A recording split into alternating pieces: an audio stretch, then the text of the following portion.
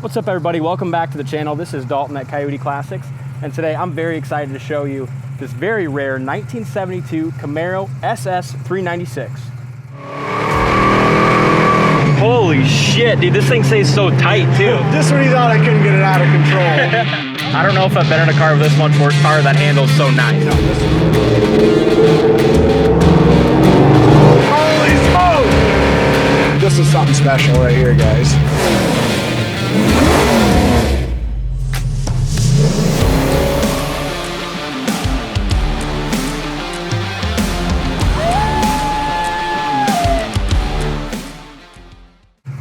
This is the last year of the big block in a Camaro, and in 1972 was the lowest production of a Camaro Super Sport. This one still has its numbers matching big block 396 factory air. In 1972, due to emission standards, government was starting to crack down on, and GM also had a strike that year and a fire at one of their plants. Production number of these cars were very low. Obviously with GM, it's not as easy to get the exact production as it is for Ford and Mopar, but it's estimated that only about 970 SS big block Camaros were built in 1972, making this one very rare. You can go ahead and shut her off, Graves.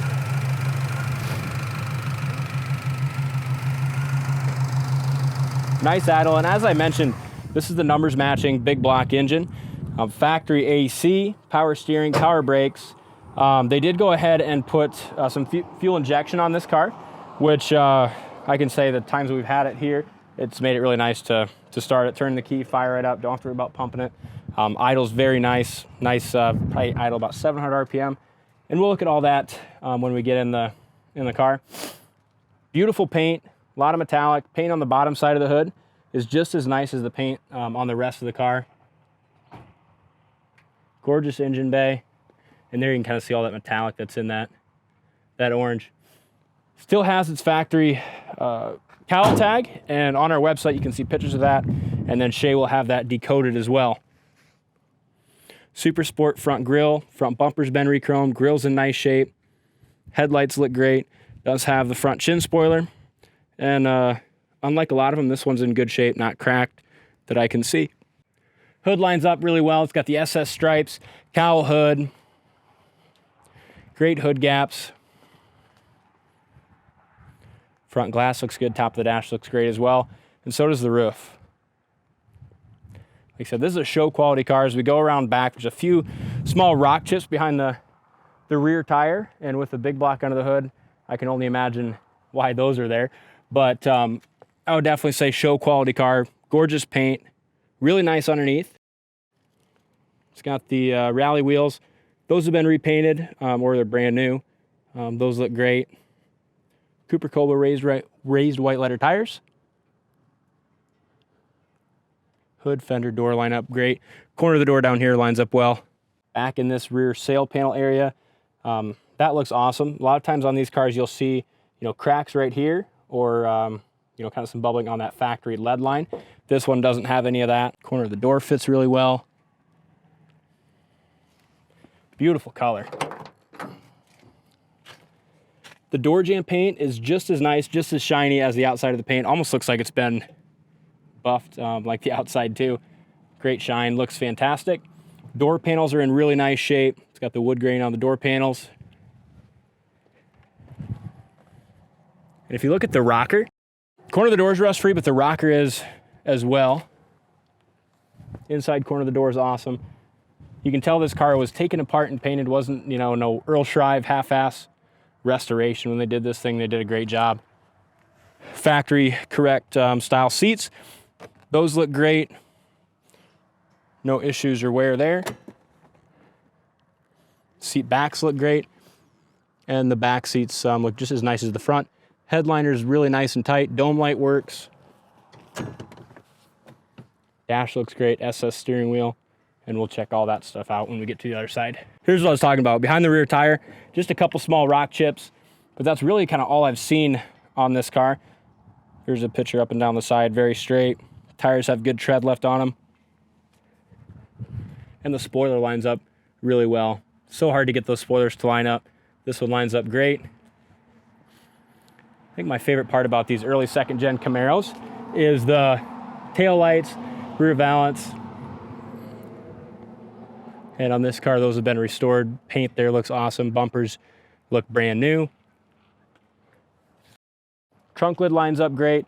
Back window has some tinted glass there. That looks good, but no tint on the front. So your back tint on the back window is legal, so you don't have to worry about removing that. But if you wanted to, most of the time, it's just pretty easy to pull right off there. A couple chips behind that back tire. But again, just as straight as the passenger side. This sail panel area looks great here as well. Dog leg down here looks great. And this is a lot of times, if they're rusty, you'll see right here. This is really nice. And in the wheel lips, that's all nice, smooth, how it should be. No filler, no goofiness in there. Again, door jamb paint is excellent. Door panel's very nice. Except for you do have a small little split right there that I just noticed on top of that door panel. Door rubbers look like they were replaced. Again, rust-free corner of the door, bottom side of the door. Awesome and painted nicely as well. Driver's seat's in great shape. Again, SS steering wheel, factory tack.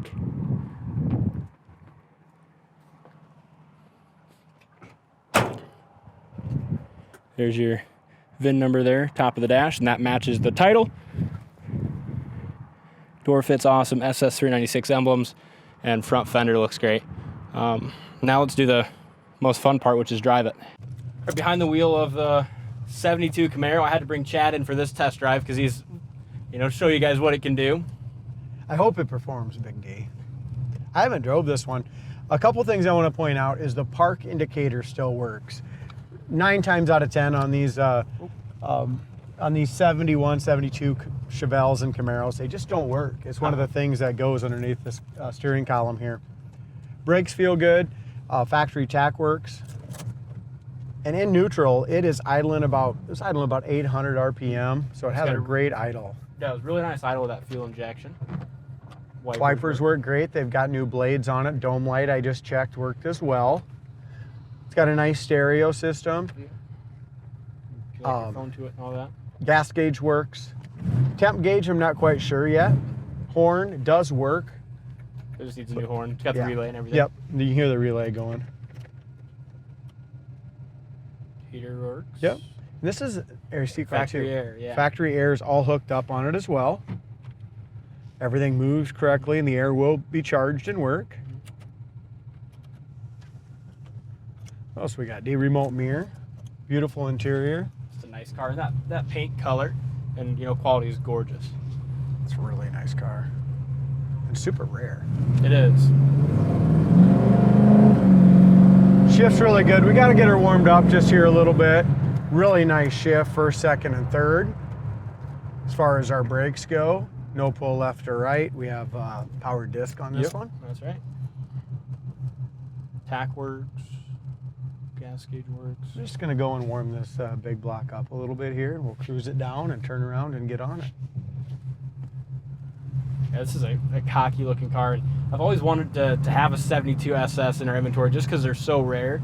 I never knew if we'd have one, and then now we got a numbers matching big block, car. huh? Yeah. Drop her down a second. It's about 30 degrees out today, so we like to warm up. Awesome shift. We shifted about 4,000 RPM there. Like I said, we'll get it warmed up and we'll turn around.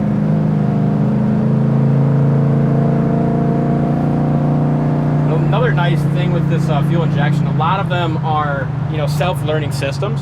Yeah. So, depending on your climate, a lot of times, if let's say you buy a car from Iowa, you take it out to Denver, Colorado. Sometimes there's some carb adjustment that's needed with your air mixture and altitude.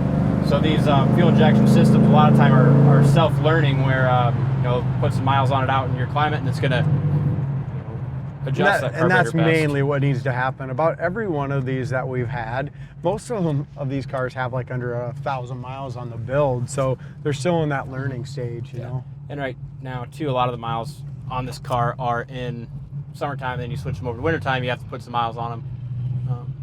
get them adjusted to the climate, which is really nice and convenient with these. So you don't have to mess with carbs and stuff like that if you're not not handy that way. These are perfect. You're giving a lot of information there, doll. A lot of information. I'll keep talking about them. God. Temperature gauge works as well. It just started coming off the 100, so that is working.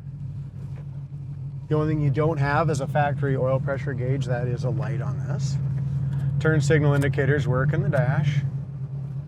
Like I said, this might need to be dialed in a little bit too, but we'll see here. There, that's better. There we go. Nice shift, good power. That's more like it. Yep. Suspension. Yeah. Sounds good too. It sounds great. Goes down the road good. Suspension feels good. I always thought these second-gen Camaros handle so much better than the first gen. We don't get too many of these fuel injections. Hey, the steering is super tight on it, okay? And it goes down the road great.